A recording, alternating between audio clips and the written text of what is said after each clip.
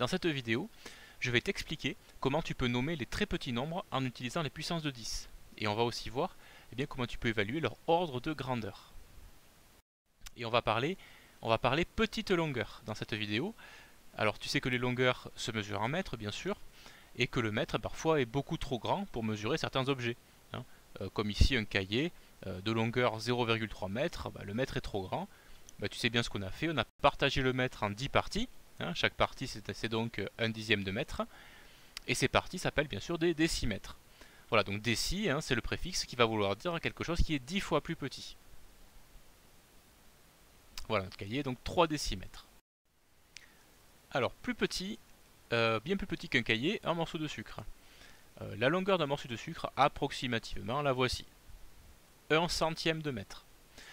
Donc le décimètre est trop grand pour mesurer un morceau de sucre, donc tu sais ce qu'on a fait, on a partagé les décimètres en 10. Alors ici, j'ai divisé par 10 et encore divisé par 10, donc ça je vais le noter, 10 exposant moins 2, tu connais l'écriture.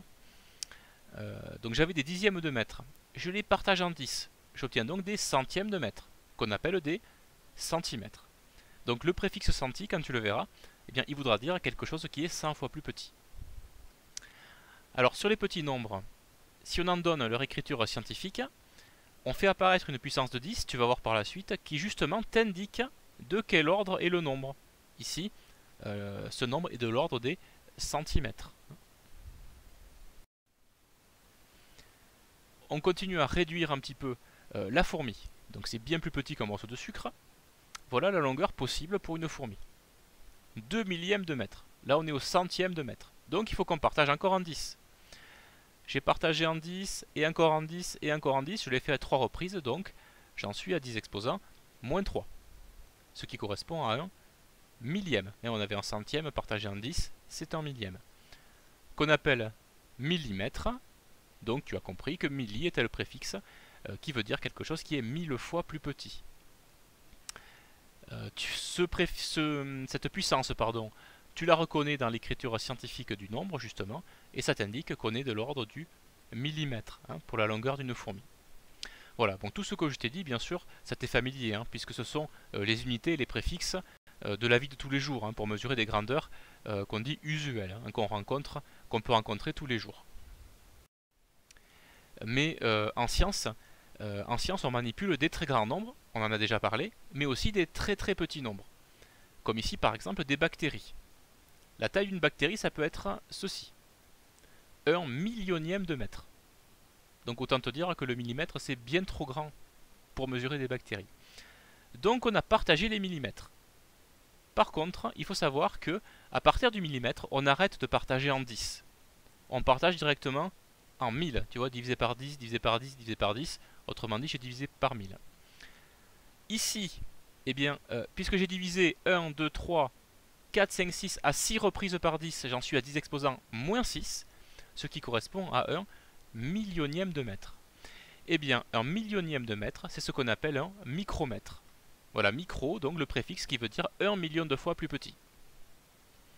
Et justement, dans l'écriture scientifique du diamètre d'une bactérie, le voilà, tu reconnais ce même exposant. Donc tu sais qu'une bactérie, la longueur d'une bactérie, c'est de l'ordre du micromètre. Exactement ici, 1 micromètre. Et on a encore des corps plus petits que les bactéries. Ici, tu as une des molécules les plus célèbres. C'est la molécule d'ADN. La molécule d'ADN, elle a un diamètre de 2 milliardièmes de mètre.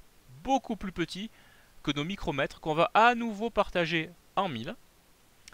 Alors, j'ai partagé en 1000, donc ça veut dire que j'ai encore divisé à 3 reprises par 10. Donc j'en étais à 6, j'arrive maintenant à 10 exposants moins 9, ce qui correspond à 1 milliardième de mètre. Alors au passage, note le côté pratique de l'écriture avec les puissances de 10. Il mieux vaut écrire ça que l'écriture décimale que tu as ici.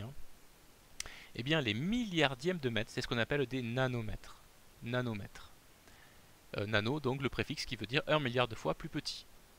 Et dans l'écriture scientifique de ce diamètre ici, justement, tu reconnais ce 10 exposant moins 9, et à chaque fois que tu le verras, tu sauras que tu as une grandeur qui est de l'ordre des nanomètres. Ici, 2 nanomètres exactement. Voilà, donc tout ce que je t'ai dit ici, hein, tous ces préfixes que tu vois, ils ne sont pas liés uniquement aux longueurs. Hein. Ces préfixes, tu les adaptes à n'importe quelle unité que tu connais. Hein. Pour les grammes, par exemple, eh bien, si tu prends des centigrammes, c'est que c'est 100 fois plus petit qu'un gramme. Si tu prends des microgrammes, c'est 1 million de fois plus petit que le gramme. Hein, tu as compris. Si tu prends des nanogrammes, c'est 1 milliard de fois plus petit que le gramme. Etc. etc. pour toute unité que tu connais. Hein. Voilà, donc là je viens de t'expliquer, mais comment tu peux nommer les très petits nombres, et puis comment tu peux évaluer leur ordre de grandeur en utilisant les puissances du nombre 10.